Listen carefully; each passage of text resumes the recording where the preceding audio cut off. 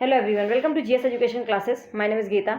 उम्मीद करती हूँ कि आप सब लोग जो है बहुत ही बढ़िया होंगे और अपनी जो तैयारी है बेहतर तरीके से कर रहे होंगे।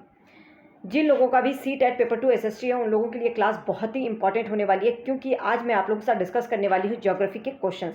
और ये क्वेश्चन जो है एनसीईआरटी बेस्ड क्वेश्चन है। मैंने एक सीरीज स्टार्ट की हुई है एनसीईआरटी बेस्ड क्वेश्चन सीरीज, जिसमें मैं जो है आप लोगों के क्वेश्चन की प्रैक्टिस करवा रही हूँ ज्योग्राफी के क्वेश्चन की। आप लोगों को बता दूं कि 60 नंबर का जो है आप लोगों का SST आता है, ठीक है। इसमें से 20 मार्क्स आपकी पेडागोजी की हो जाती है और 40 मार्क्स जो है एनसीईआरटी का आता है। और इस 40 मार्क्स में जो है कई बार जो है 14 नंबर और कई बार जो है 15 नंबर, ज़्यादातर वैसे 14 नंबर का जो है ज्योग्राफी का पार्ट जो है रहता है, ज्योग्राफी के क्वेश्चंस आते हैं। तो ये अगर आप चाहते हैं कि ये आपके 14 नंबर कहीं पर भी ना जाए, तो जो मैंने ये सीरीज स्टार्ट की हुई है इसमें प्रैक्टिस सेट 8वां आज हम कर रहे हैं, तो इसको आप लोग मत छोड़िएगा। और आप लोगों को पूरा एक्सप्लेनेशन के साथ मैं करवाती हूँ पूरा एनसीईआरटी, ठीक है। पूरा एनसीईआरटी की जो ज्योग्राफी की जो बुक है 6 to 8 की, वो मैं पूरा कंप्लीट करवा चुकी हूँ। और जिन लोगों ने उसे किया होगा ये क्वेश्चन उनके गलत नहीं होंगे, पूरा एक्सप्लेनेशन के साथ होता है। तो वीडियो लास्ट तक देखिएगा अगर आप पेपर 2 SST में एक अच्छा स्कोर करना चाहते हैं तो, ठीक है। अगर चैनल पर नए हैं तो चैनल को सब्सक्राइब कर लीजिए ताकि आने वाली वीडियो की नोटिफिकेशन आपको टाइम पर मिल सके। यहाँ पर केवल आप लोगों की SST क्लास नहीं चल रही है, CDP पेपर 1 और पेपर 2 दोनों की चल रही है। पैडागोजी को किस तरीके से सॉल्व करना है इसके टिप्स एंड ट्रिक्स के साथ जो है मैं आप लोगों को बताती हूँ, जिसमें पैडागोजी को आपको याद करने की जरूरत नहीं पड़ेगी। आप लोगों को मैं तरीका सिखा रही हूँ कि किस तरीके से करना है, ठीक है। इसकी अभी 2 ही क्लास हुई है, आप लोग जुड़ जाइए अगर आप लोगों को क्लासेस चाहिए तो, फ्री ऑफ कॉस्ट है, ठीक है। और जो आप लोगों का हिंदी है, हिंदी की भी स्टार्ट हो चुकी है, एक ही क्लास इसकी भी हुई है, तो बस जुड़ जाइए। अब क्लासेस जो है आप लोगों की डेली होंगी, ठीक है। वीडियो पसंद आए तो please hit like button and लोगों के साथ जरूर शेयर कीजिएगा जो लोग भी सेल्फ स्टडी कर रहे हैं, ताकि उन्हें एक हेल्प मिल सके। तो चलिए स्टार्ट करते हैं। देखिए पहला क्वेश्चन क्या है, सौर मंडल के संदर्भ में कौन सा कथन सही है। आज मैं एनसीईआरटी के आप लोगों के कुछ भी दिखाने वाली नहीं हूँ, क्योंकि हर बार जो है मैं एनसीईआरटी के जो है कटिंग आप लोगों को दिखाती थी कि किस तरीके से क्वेश्चन बनते हैं। लेकिन अभी तक जो है हमने 6-7 क्वेश्चन पेपर की जो है प्रैक्टिस कर ली है। और आज का जो मैं पेपर करवा रही हूँ ये 12 जनवरी 2022 का पेपर है, ठीक है। इस तरह से आप लोगों का प्रीवियस ईयर क्वेश्चन भी होते हुए चल रहा है, तो इसमें आप लोगों को टेंशन लेने की जरूरत नहीं है कि आप लोगों का प्रीवियस ईयर रह रहा है, क्योंकि प्रीवियस ईयर क्वेश्चन को ही मैं एक्सप्लेन कर रही हूँ पूरा आप लोगों का एनसीईआरटी कराने के बाद।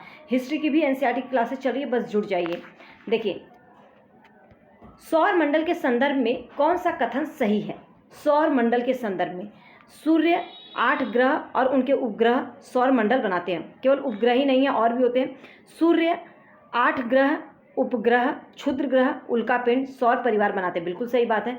जो सौर मंडल है, सौर परिवार जिसे कहा जाता है, उसमें सूर्य भी शामिल होता है, 8 ग्रह भी, उपग्रह भी, क्षुद्र ग्रह, उल्कापिंड, ये सब मिलकर जो है सौर परिवार बनाते हैं। तो ये पॉइंट तो आपका सही है।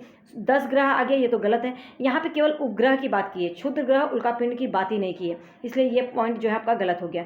सूर्य ग्रह सौर मंडल का निर्माण करते हैं। सूर्य और ग्रह बस सौर मंडल का निर्माण नहीं करते, इसमें जो है उपग्रह, क्षुद्र ग्रह और उल्कापिंड भी शामिल होते हैं। तो सब कुछ जो है पार्ट सेकंड में जो है एकदम करेक्ट है, मतलब इसका ऑप्शन सेकंड सही है कि सौर मंडल जो बनता है, सौर परिवार जिसे कहते हैं, उसमें जो है आपका सूर्य शामिल होता है, ठीक है। सूर्य शामिल होता है और सूर्य के साथ जो उसके ग्रह जो उसके चारों चक्कर लगाते हैं वो 8 ग्रह शामिल होते हैं। फिर जो है मंगल और बृहस्पति के बीच में जो क्षुद्र ग्रह है वो होता है, उल्कापिंड होता है। और इसका आपके पृथ्वी का जो है एक उपग्रह, मतलब सभी ग्रहों के जो उपग्रह है, ठीक है, वो शामिल होते हैं। तो इस तरह से बी ऑप्शन जो आपका करेक्ट होगा।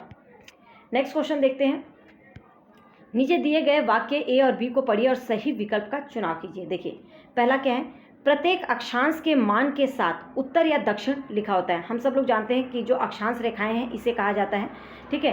प्रत्येक अक्षांश के साथ उत्तर या दक्षिण, ये हमारा विषुवत रेखा है जो 2 बराबर भागों में जो है ग्लोब को बांटती है, ठीक है। और ये जो है विषुवत वृत्त है और इसका 0 डिग्री मान होता है। इसके उत्तर की ओर जो है क्या है, उत्तरी अक्षांश लिखा होता है और इसके दक्षिण की ओर दक्षिणी अक्षांश लिखा होता है। तो ये बात तो सही है। प्रत्येक स्थान के देशांतर के साथ उत्तर या दक्षिण लिखा होता है। देखिए देशांतर जो है अलग होता है, तो देशांतर के साथ जो है उत्तर और दक्षिण नहीं लिखा होता है, बल्कि क्या लिखा होता है, पूरब और पश्चिम। इधर जो है आपका पश्चिम होता है और इधर जो है पूरब होता है। उत्तर दक्षिण नहीं लिखा होता है, क्या लिखा होता है, पश्चिम और पूरब। अक्षांश के साथ उत्तर और दक्षिण लिखा होता है, देशांतर के साथ पश्चिम और पूरब लिखा होता है। तो ये आपका ऑप्शन गलत हो गया, केवल ए सही है। करेक्ट आप लोगों को समझ में आ गया होगा। नेक्स्ट क्वेश्चन देखते हैं।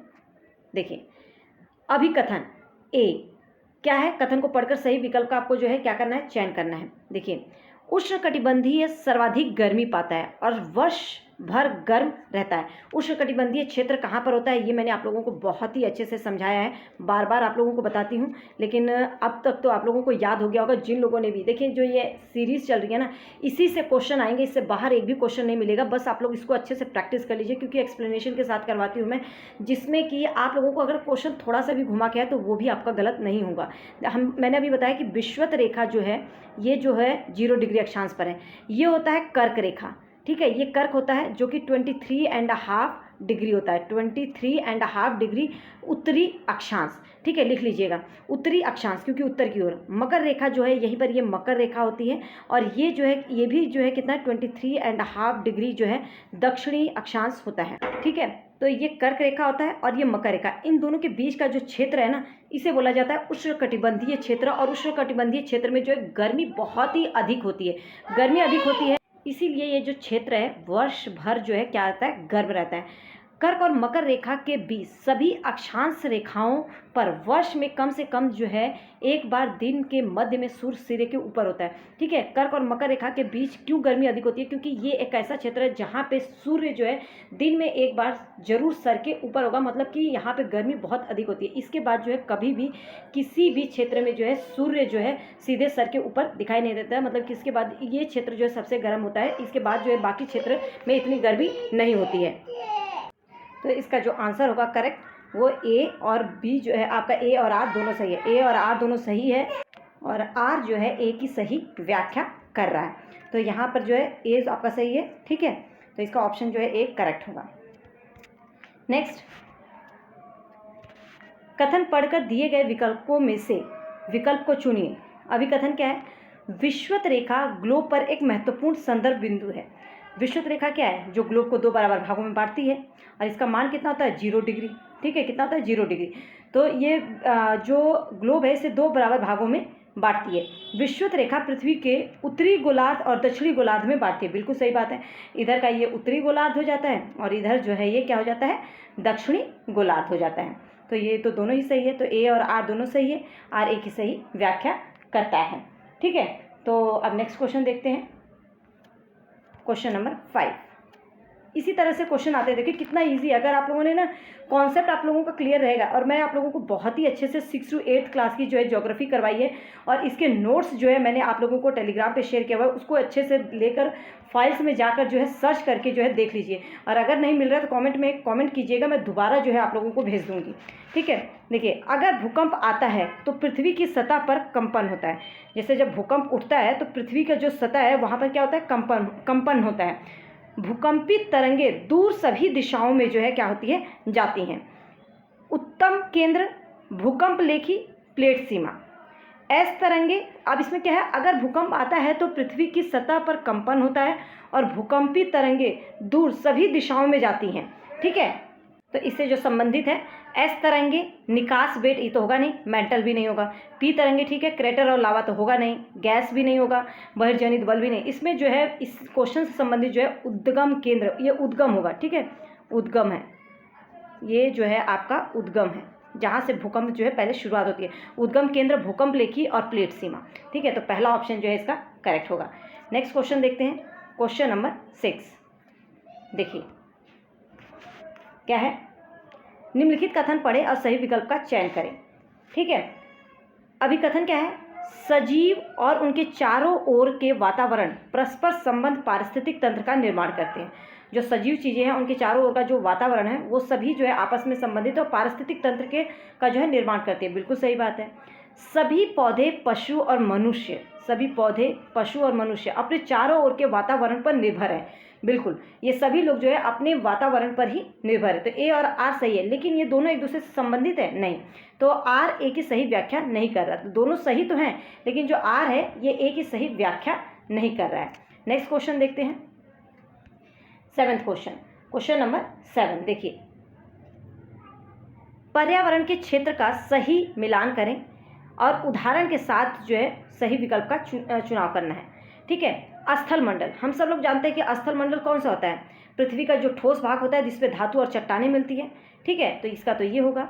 वायुमंडल, वायुमंडल क्या है, हवा की विभिन्न गैसों से निर्मित जो घेरे होती हैं। जैवमंडल, ये क्या है? जैवमंडल। जैवमंडल जिसमें पौधे, जीव जंतु सभी पाए जाते हैं, तो इसका ये हो जाएगा। ठीक है। जलमंडल, जलमंडल का जो है आपका जल समूह, जैसे नदियाँ, झीलें, समुद्र, तो ये इसका जो है करेक्ट मिलान होगा। नेक्स्ट क्वेश्चन देखते हैं, क्वेश्चन नंबर 8। निम्नलिखित में से कौन सी वायु में मौजूद, ये वायु है, ठीक है, वायु में मौजूद गैसों में से ग्रीन हाउस गैस है? कौन सा है? देखिए, ओजोन, ओजोन क्या ग्रीन हाउस गैस है? हाइड्रोजन, हीलियम, ये तीनों नहीं है। कार्बन डाइऑक्साइड, ग्रीन हाउस में क्या पाया जाए? Carbon dioxide. तो फोर्थ ऑप्शन जो है इसका करेक्ट होगा। नेक्स्ट क्वेश्चन देखते हैं। वायु की विभिन्न गैसें का मिश्रण है, जो वायु है वो विभिन्न गैसों का क्या है? मिश्रण है। ठीक है। वायु के विषय में सही कथन का हमें चुनाव करना है। तो देखिए, पौधे जो हैं वायु से सीधे नाइट्रोजन लेते हैं। जो पौधे हैं वो सीधे वायु से नाइट्रोजन लेते हैं? बिल्कुल नहीं। ठीक है, सीधे नाइट्रोजन नहीं लेते, बल्कि ये जीव जंतु जड़ें जो हैं इनकी नाइट्रोजन लेती है मिट्टी से। ठीक है, तो वायु से ये नाइट्रोजन सीधे नहीं लेते हैं। हरे पौधे ऑक्सीजन छोड़ते हैं, जो हरे पौधे हैं वो ऑक्सीजन छोड़ते हैं? बिल्कुल। जो मनुष्य लेता है, ये तो बात सही है, ये गलत था। हीलियम, ऑर्गन और ऑक्सीजन गैस वायु में प्रचुर मात्रा में पाए जाते हैं। हीलियम और ऑर्गन तो नहीं, ऑक्सीजन तो पाया जाता है ये, लेकिन इतना नहीं पाया जाता, तो ये भी आपका गलत हो गया। छोटे छोटे धूलिकण का वायु में मौजूद है, बिल्कुल, ये भी सही है। तो बी और डी जो है सही है, लेकिन वहीं पर ए और सी जो है ये करेक्ट नहीं है। तो इसका थर्ड ऑप्शन जो आपका यहाँ पर मिल रहा है ये आपका करेक्ट होगा। नेक्स्ट क्वेश्चन, क्वेश्चन नंबर 10 देखते हैं। देखिए, एक व्यक्ति ने किसी क्षेत्र का दौरा किया। एक व्यक्ति है, किसी क्षेत्र का दौरा करता है और वहाँ उसे बांज, ऐश, बीज के पेड़ और फिजेंट, मोनाल पक्षी मिलते हैं। ठीक है, जिस क्षेत्र में जाता है उसे वहाँ पे ये सब चीज़ें जो है देखने को मिलती हैं। उसने निम्न में से किस वनस्पति क्षेत्र का जो है दौरा किया होगा? किस क्षेत्र का? उष्णकटिबंधीय सदाबहार वन? बिल्कुल नहीं, सदाबहार वन में पाए जाते नहीं हैं। शीतोष्ण पर्णपाती वन? बिल्कुल। जो शीतोष्ण पर्णपाती वन है ना, वहीं पर बांज, ऐश, बीज के पेड़, मोनाल पक्षी, आपसे कई बार जो है सिर्फ यही मोनाल और फिजेंट पक्षी का ही लेकर पूछ देते हैं, तो ये सब याद रखिएगा। तो इसका बी ऑप्शन जो है करेक्ट होगा। ठीक है, वनस्पति वाले चैप्टर का है। किस क्षेत्र में बहुत ही सीमित प्राकृतिक वनस्पति मिलती है? कौन से क्षेत्र में बहुत सीमित मात्रा में जो है प्राकृतिक वनस्पति मिलती है? तो हम सब लोग जानते हैं शीतोष्ण कटिबंधीय क्षेत्र में तो फिर भी मिलता है, लेकिन टुंड्रा क्षेत्र, जो आपका पहाड़ी क्षेत्र एरिया होता है, वहाँ पे देखते हैं ना कि वनस्पतियाँ बहुत ही कम होती हैं। तो यहाँ पे बी ऑप्शन जो है आपका करेक्ट होगा, टुंड्रा क्षेत्र। निम्नलिखित कथन ए और आर के आधार पर सही विकल्प का जो है क्या करना है? चयन करना है। देखिए, महासागर का जो जल है वो लवणीय या खारा होता है। हम सब लोग जानते हैं जो महासागर का जो जल होता है वो अलवणीय नहीं, लवणीय होता है, खारा होता है। महासागर के जल में बड़ी मात्रा में घुले हुए लवण होते हैं। तो बिल्कुल दोनों ही सही है, और ए आर की सही व्याख्या कर रहा है। इसलिए इतना बहुत ही इजी क्वेश्चन था। नेक्स्ट देखिए, पवन के निक्षेपण को क्या कहा जाता है? पवन के द्वारा जो निक्षेपण होता है उसे जो है क्या कहा जाता है? तो लोयस, छत्रक शैल, हिमोड या स्ट्रैक? देख, स्ट्रैक से तो नदी के द्वारा जो है स्ट्रैक का निर्माण होता है। हिमोड जो है हिम नदियों, हिम नदी होती है उसके द्वारा। ठीक है, हिमनद के द्वारा। छत्रक शैल इसके द्वारा निर्माण नहीं होता है। छत्रक शैलें भी जो है ये किसके द्वारा निर्माण होता है? छत्रक आकार की आकृति बनाती हैं नदियों की तरह। लोयस जो है पवन के द्वारा जो है इसका निर्माण होता है। तो ए जो है यहाँ पे करेक्ट होगा। नेक्स्ट, जिस स्थान पर कोई नदी किसी अन्य जल राशि में मिलती है, कोई नदी आ रही है, जिस स्थान पे कोई नदी किसी अन्य जल राशि में, मतलब यहाँ से आके इसमें मिल जाती है, तो उस क्षेत्र को क्या कहते हैं? तो हम सब लोगों को पता है क्या कहलाता है? वो नदी का मुहाना कहलाता है। डेल्टा तो जहाँ पे नदियाँ जाके गिरती हैं, ठीक है, जहाँ पे नदियाँ जाके गिरती हैं वो जो है क्या इसका निर्माण करता है? डेल्टा का। तो वो तो होगा नहीं। तटबंध भी बताया, चाप झील जो है नदियाँ जब बहते बहते थोड़ी सी उससे जो है अलग हो जाती हैं, वो चाप झील होता है। ठीक है, तो यहाँ पे जो करेक्ट आंसर होगा वो फोर्थ। तो ये 14 क्वेश्चन थे हमने जो लिया था। ये जो आप लोगों का 12 जनवरी 2022 का जो पेपर था, मतलब दिसंबर वाला जो पेपर था ना, दिसंबर 2021 का में जो एग्ज़ाम हुआ था वो जो है ऑनलाइन हुआ था, शिफ्ट में चला था। तो 12 जनवरी 2022 का जो है ये पेपर आप लोगों ने आज कर लिया। और इसमें और इसमें जो है 28 दिसंबर 2022 के भी कुछ क्वेश्चन शामिल थे। तो मैं पूरा प्रीवियस ईयर आप लोगों को ऐसे ही करवा दूंगी। पूरा ज्योग्राफी के एक भी क्वेश्चन गलत नहीं होंगे, हिस्ट्री के भी नहीं गलत होंगे। हिस्ट्री की भी आप लोगों की जो है प्रैक्टिस चल रही है, क्लासेस भी चल रही हैं, मतलब कि एनसीईआरटी भी करवा रही है और प्रैक्टिस भी हो रही है। अब आप लोगों का सिविक्स भी बहुत जल्दी स्टार्ट होगा, बस आप सपोर्ट करते रहिए। अगर आपका सपोर्ट रहा तो मैं बहुत ही अच्छे तरीके से आप लोगों को यहीं पर करवा दूंगी। ये आपका जो प्रीवियस ईयर क्वेश्चन है ना, बस आप लोगों को उसको डायरेक्ट आंसर याद नहीं करना, बल्कि इतने अच्छे तरीके से एक्सप्लेनेशन के साथ करना है कि अगर उससे रिलेटेड कोई क्वेश्चन आए तो वो भी आपका गलत ना हो। ठीक है, तो उम्मीद करती हूँ कि ये वीडियो जो है आप लोगों के लिए हेल्पफुल होगी। वीडियो पसंद आई तो प्लीज़ हिट लाइक बटन लोगों के साथ जरूर शेयर कीजिएगा। All the best.